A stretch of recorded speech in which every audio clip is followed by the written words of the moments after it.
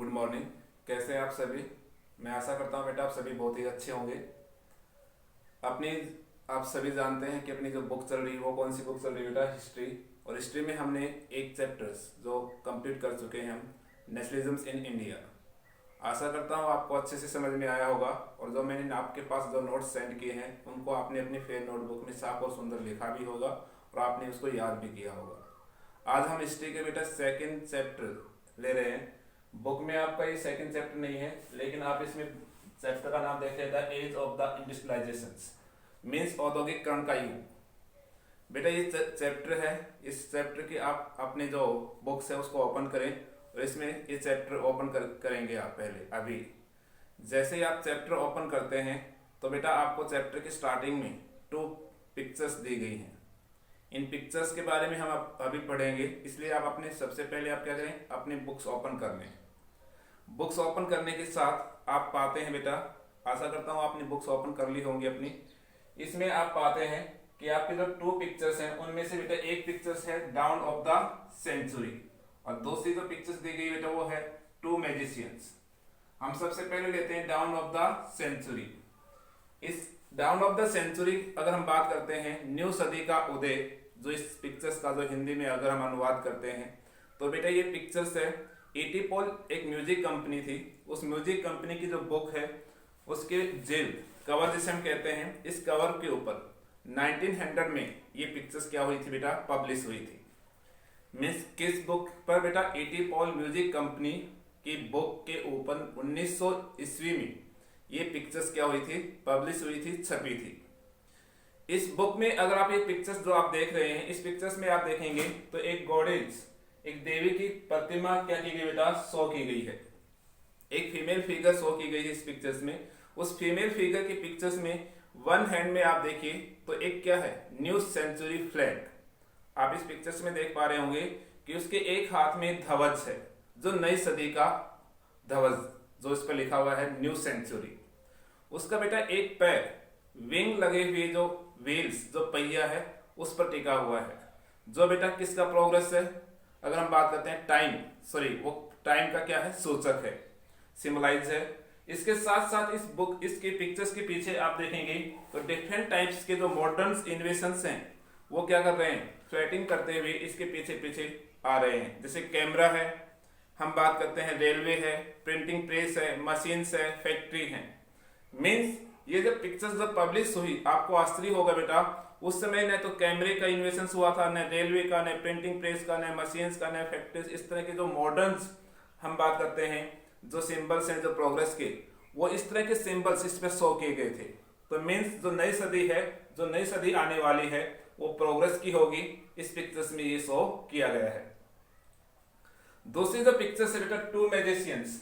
इसमें एक तो देखिए, आप देखेंगे ऊपर जो पिक्चर्स है उसके ऊपर, ठीक ऊपर देखिए अलाउद्दीन को दिखाया गया है और जो इसके पिक्चर्स के नीचे बेटा एक मैकेनिक को दिखाया गया है।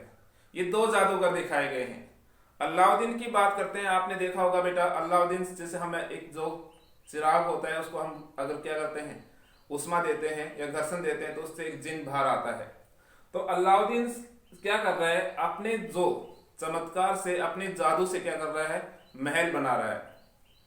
लेकिन बेटा जबकि एक मैकेनिक क्या है, अपने स्किल्स, अपने कौशल से क्या कर रहा है, वो डिफरेंट टाइप्स के, हम बात करते हैं ब्रिज, या हम बात करते हैं शिप, टावर या हाई राइज बिल्डिंग्स या ऊंची ऊंची बिल्डिंगें बना रहा है।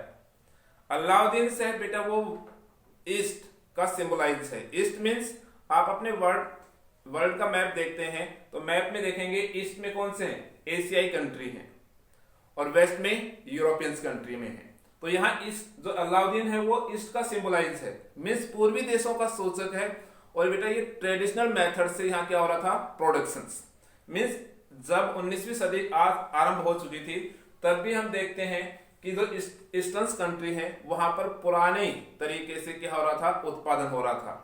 जबकि एक मैकेनिक है वो वेस्ट का सिंबलाइज है और मॉडर्निटी मीन्स आधुनिकता का क्या है, सूचक है। मीन्स यूरोपियन कंट्री में जहां आधुनिक मशीनें आ रही थी, नए नए इन्वेशन हो रहे थे और उनके माध्यम से क्या प्रोडक्शन किया जा रहा था, इंक्रीज किया जा रहा था। तो इस पिक्चर्स में जो हम बात करते हैं तो 2 मैजिशियंस शो किए गए हैं। अलाउद्दीन है वो ईस्ट को सिंबलाइज है और बेटा पास्ट मीन्स पुराने समय जो ओल्ड मेथड था प्रोडक्शन का उसको शो करता है। जबकि अगर हम बात करते हैं मैकेनिक है वो वेस्ट कंट्री का सिंबलाइज है, और बेटा ये मॉडर्निटी को क्या करता है, सिंबलाइज करता है। आपको इन दोनों पिक्चर्स के बारे में अच्छे से समझ में आया होगा। जब भी इसमें देखें बेटा इस पिक्चर्स को अच्छे से पढ़ें और इसके नोट्स भी बनाने हैं आपको पॉइंट टू पॉइंट। अब इसके बाद हम आते हैं बेटा प्रोटो इंडस्ट्रियलाइजेशंस।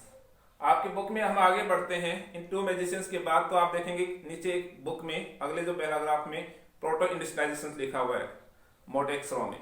तो बेटा प्रोटो इंडस्ट्रियलाइजेशंस मींस आदि औद्योगिकरण युग, मींस इंडस्ट्रियलाइजेशन से पहले का टाइम्स, जब मशीनी प्रोडक्शन स्टार्ट नहीं हुआ था उससे पहले का टाइम्स। तो इसमें अगर हम बात करते हैं even the before the factories begins in the England and या इन यूरोप, जब बेटा इंग्लैंड और यूरोप में फैक्ट्रीज नहीं आई थी, जो मॉडर्न्स हम बात करते हैं इन्वेशंस या मॉडर्न्स जो मिल्स सेटअप नहीं हुई थी, उस समय की बात कर रहे हैं। There was the large scale industrial productions for an international markets, लेकिन उस समय भी अंतरराष्ट्रीय बाजार के लिए इंग्लैंड और यूरोप में बड़े पैमाने पर अंतरराष्ट्रीय बाजार के लिए औद्योगिक उत्पादन हो रहा था। मीन्स जब बेटा फैक्ट्रीज या हम बात करते हैं इंडस्ट्रियलाइजेशन नहीं हुआ था यूरोपियन कंट्री में, उस समय में भी यूरोप में बड़े पैमाने पर औद्योगिक वस्तुओं का उत्पादन हो रहा था अंतरराष्ट्रीय बाजार के लिए। ये प्रोडक्शंस बेटा it was not based on the factories, ये प्रोडक्शंस उद्योगों पर आधारित नहीं था, ये नहीं कि भी उद्योगों में बनाए जा रहे थे ये गुड्स। इस प्रकार के टाइम्स को जो हिस्ट्रियंस हैं उन्होंने क्या नाम दिया, प्रोटो इंडस्ट्रियलाइजेशन का नाम दिया। तो यहाँ उत्पादन कैसे हो रहा था, हमारी बात है कि भी इसमें प्रोटो इंडस्ट्रियलाइजेशन की क्या विशेषता है। इसमें जो प्रोडक्शन से बेटा वो पूरे देश में क्या था, फैला हुआ था डिफरेंट स्टेज में। साथ में यहाँ पर प्रोडक्शन एक अंडर वन रूफ, जो आज हम बात करते हैं मॉडर्न जो मिल्स हैं या फैक्ट्रीज हैं, वो सारा कार्य कहाँ होता है, एक छत के नीचे होता है। उस समय इस तरह का प्रोडक्शन एक छत के नीचे कंप्लीट नहीं होता था। इसमें बेटा डिफरेंट मर्चेंट्स और डिफरेंट वर्कर्स क्या थे, इसमें इस पूरे वर्क में इनेज थे। प्रोडक्शन होता था बेटा वो ओल्ड टूल्स, ये हम बात करते हैं अधिकतर जो उत्पादन होता था या तो पुराने औजारों से या बेटा हैंडक्राफ्ट्स या हाथों से वस्तुओं का क्या होता था, प्रोडक्शन होता था। और प्रोडक्शन होने के बाद उन वस्तुओं को बेटा क्या किया जाता था, बेटा लंदन भेजा जाता था, और उस समय लंदन एक एज ए फिनिशिंग सेंटर के रूप में काम करता था। मीन्स प्रोडक्शन कहीं अलग अलग स्टेज में क्या था, डिवाइड था, लेकिन फिनिशिंग कहाँ होती थी, लंदन में। फिनिशिंग होने के बाद उसको बेटा अंतरराष्ट्रीय बाजार में एक्सपोर्ट्स किया जाता था। इस प्रकार से हम देखते हैं कि इस युग को या इस टाइम्स को हिस्ट्रियंस ने नाम दिया प्रोटो इंडस्ट्रियलाइजेशन का नाम। अब अपने अगले जो पैराग्राफ में आते हैं तो बेटा आपका टॉपिक शुरू होता है, उसमें देखिए in the 17th and the 18th century the new merchants moving in country sides. Means हमारे सामने प्रश्न से आता है कि 17वीं और 18वीं शताब्दी में जो नए व्यापारी थे या नए सौदागर थे वो देश के आंतरिक भागों की तरफ मूव कर रहे थे। क्यों? वो शहर में रह करके ही या टाउन या सिटीज में रह करके प्रोडक्शन क्यों नहीं कर रहे थे? उसका क्या कारण था कि जो नए व्यापारी थे, नए सौदागर थे, वो देश के आंतरिक भागों में जाकर के जाने का प्रयास कर रहे थे प्रोडक्शन के लिए, गुड्स का प्रोडक्शन करवाने के लिए, नहीं कि वो सिटीज या टाउन्स में प्रोडक्शन क्यों नहीं कर सकते थे, वो गांवों की तरफ क्यों मूव कर रहे थे, इसके पीछे क्या कारण थे। तो आप इस पैराग्राफ में आगे जब पढ़ेंगे तो उसमें आप पाएंगे कि जितने भी जो टाउन्स हैं या सिटीज हैं वहां पर बेटा अर्बन ट्रेड्स या गिल्ड्स, जो हम बात करते हैं व्यापारियों के जो समूह हैं, वो काफी क्या थे, पावरफुल थे। जो ओल्ड हम बात करते हैं पुराने जो व्यापारी थे वो या गिल्ड्स, जो व्यापारियों का एक समूह होता है, ऑर्गेनाइजेशन होता है, वो काफी पावरफुल थे। कहाँ? टाउन्स और सिटीज में। यही ग्रुप क्या करते थे बेटा, क्राफ्ट पर्सन्स को ट्रेनिंग देते थे, यही बेटा कंपटीशंस को रेगुलेट करते थे गिल्ड्स ही। साथ में बेटा प्राइस भी मेंटेन कौन करते थे, गिल्ड्स करते थे। यहां तक कि पूरे प्रोडक्शंस पर कंट्रोल किनका होता था, अर्बन ट्रेड्स या गिल्ड्स का होता था। और ये साथ में ये भी ध्यान रखते थे कि न्यू मर्चेंट्स हैं या न्यू ट्रेडर्स हैं, वो बेटा टाउन्स और सिटीज में उनके व्यापार में एंट्री न कर सके, उन पर भी क्या था, बैन था। क्यों था? क्योंकि इन व्यापारियों की जो गिल्ड्स थी या ट्रेड हम बात करते हैं, तो इनको बेटा वहां पर ओनली सिटीज और टाउन्स में ट्रेड करने के उनके पास क्या थे, मोनोपोलो राइट्स थे। मीन्स एकमात्र अधिकार इन व्यापारिक समूह के पास पूरे शहर में व्यापार करने का एकमात्र अधिकार था। अन्य कोई व्यापारी या सौदागर शहर में रहकर के व्यापार नहीं कर सकता था। तो इन कारणों से जो न्यू ट्रेडर थे या न्यू मर्चेंट्स थे, उन्होंने बेटा कंट्री साइड की तरफ क्या किया, मूव किया। और इनके मूवमेंट्स के साथ ही पर्सन एक और आ जाता है हमारे सामने कि भी जब ये गांवों की तरफ गांव में पहुंचे तो वहां पर जो पीसेंट्स या फार्मर्स थे या आर्टिसियंस थे, वो न्यू मर्चेंट्स के लिए काम करने के लिए एग्री क्यों हो गए? उसका क्या कारण रहा कि भी जैसे हम जानते हैं कि हमने कहा कि भी टाउन्स में कौन गिल्ड्स या ट्रेड यूनियंस पावरफुल थी, उनके पास मोनोपोल राइट्स थे। और बेटा वहां पर न्यू ट्रेडर्स या न्यू मर्चेंट्स क्या नहीं कर सकते थे, व्यापार नहीं कर सकते थे। तो उन्होंने कंट्री साइड एरिया की तरफ क्या किया, मूविंग की। लेकिन कंट्री साइड एरिया में जो पेसेंट्स या फार्मर्स थे या क्राफ्ट पर्संस थे, वो न्यू ट्रेडर्स और न्यू मर्चेंट्स के लिए काम करने के लिए एग्री क्यों हो गए? ऐसा क्या कारण था? तो बेटा उसके कारण काफी थे, उनमें से हम बात करते हैं। एक तो बेटा जब उस समय इंडस्ट्रियलाइजेशन प्रोसेस स्टार्ट हुआ तो ओपन फील्ड्स, जो खुले खेत थे इंग्लैंड में, वो क्या हो रहे थे, गायब होते जा रहे थे। गायब होने का अर्थ ये नहीं कि भी वहां पर वो एकदम से समाप्त हो गए थे। उनका कारण एक था बेटा, वहां पर इनक्लोजर सिस्टम्स क्या था, इंप्लीमेंट हो चुका था इंग्लैंड में। मींस ओपन फील्ड्स को बेटा इंक्लोज किया जा रहा था, या तो हम कह सकते हैं फूड ग्रेन्स के प्रोडक्शन को इंक्रीज करने के लिए, या हम बात करते हैं बेटा सिक ब्रीडिंग्स या भेड़ पालन के लिए। तो इन चीजों के कारण से जो बड़े जो हम बात करते हैं रिच फार्मर्स थे, उन्होंने ओपन फील्ड्स को क्या कर दिया, इंक्लोज कर दिया। और ये जो इंक्लोज करने की वजह से जो ओपन फील्ड्स लगातार क्या होते चले गए, कम होते चले गए, जिस वजह से जो पुअर फार्मर्स हैं या हम कह सकते हैं बेटा लैंडलेस जो पीपल्स हैं, उनके लिए अपने कई प्रकार की प्रॉब्लम्स क्या हुई, क्रिएट हुई। और बेटा वहां पर अनएम्प्लॉयमेंट क्या हो गई, इंक्रीज हो गई। जिस वजह से जैसे न्यू ट्रेडर्स और new merchants country side area में पहुंचे तो उनको क्या मिली, जॉब अपॉर्चुनिटीज मिली, इसलिए वो काम करने के लिए क्या हो गई, एग्री। अगला इसमें कारण और भी है बेटा। अगर हम बात करते हैं villagers have the small plots, जो ऐसे बहुत से किसान थे जिनके पास बेटा एग्रीकल्चर के लिए सब कल्टिवेटेड जो लैंड है वो बहुत ही कम थी, और वो अपने उस लैंड पर काम करके अपने पूरे परिवार की जीवन यापन से नहीं कर सकते थे। तो उनको एक सरप्लस अपने प्रोडक्शंस को या अपने इनकम्स को बढ़ाने का क्या मिला, चांस मिला।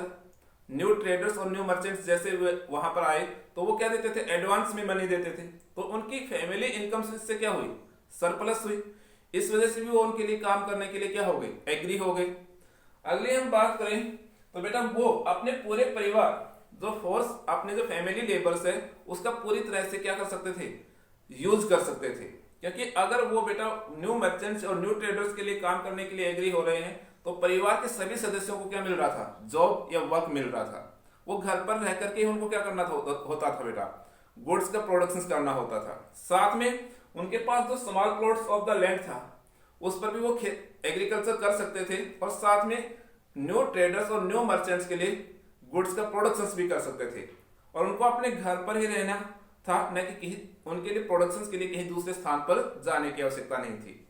इस वजह से देखा जाए तो ऐसी बहुत सी जो पॉसिबिलिटीज थी, जिस वजह से बेटा जो हम बात करते हैं जो फार्मर्स हैं या क्राफ्ट पर्सन्स हैं, वो न्यू ट्रेडर्स और न्यू मर्चेंट्स के लिए क्या बेटा प्रोडक्शंस करने के लिए क्या हो गई, एग्री हो गई। इस प्रकार से हम देखते हैं कि बेटा जो प्रोडक्शंस की जो इस स्टेप्स है, मींस 4 स्टेप्स हैं, उन चारों स्टेप्स में प्रत्येक एक मर्चेंट्स के पास 20 से 25 वर्कर्स क्या करते थे, वर्क करते थे। तो इसका अर्थ ये हुआ कि एक मर्चेंट्स बेटा लगभग 100 वर्कर्स को क्या करता था, जॉब देता था। तो इस प्रकार से जो हम बात कर सकते हैं। और लेकिन मैंने आपको बताया था कि जो प्रोडक्शन होता था वो डिफरेंट स्टेज में होता था। प्रत्येक स्टेज में लगभग 20 से 25 वर्कर्स इंगेज थे। लेकिन कपड़े की हम बात करते हैं, फिनिशिंग कहाँ होती थी, लंदन में होती थी। इसलिए London as a finishing centre के रूप में जाना जाता था उस समय 17th और 18th सेंचुरी में, जब इंडस्ट्रियलाइजेशन प्रोसेस स्टार्ट नहीं हुआ था। तो बेटा आपको अपनी बुक्स यहाँ तक जो हम टॉपिक हमारा है, इसमें बुक में टॉपिक है बेटा आपका the coming up of the factory. इससे पहले के जो टॉपिक्स हैं वहां तक आपको अपनी बुक रीड करनी है, और जो मैंने अभी पढ़ाया है वो उसके नोट्स तैयार करने हैं। आज हमने पढ़ा है 2 पिक्चर्स के बारे में, dawn of the century, two magicians, इन दोनों के बारे में हमें पढ़ना है। साथ में हमने पढ़ा बेटा प्रोटो इंडस्ट्रियलाइजेशन और इसके फीचर्स। फिर हमने पढ़ा बेटा 17th और 18th सेंचुरी में new merchants coming movings in country sides area, तो क्या कारण थे। साथ में हमने बेटा ये भी पढ़ा कि जो फार्मर्स हैं, जो आर्टिसियंस हैं, वो न्यू मर्चेंट्स के लिए काम करने के लिए एग्री क्यों हो गए। धन्यवाद। आप अपने घर पर रहें बेटा, सेफ रहें, सुरक्षित रहें, और अपना जो चैप्टर जो फर्स्ट हिस्ट्री का हमने करवाया था नेशनलिज्म इन इंडिया, वो किस में रहेगा, यूटी 3rd में रहेगा, तो उस टेस्ट की तैयारी भी करें। धन्यवाद।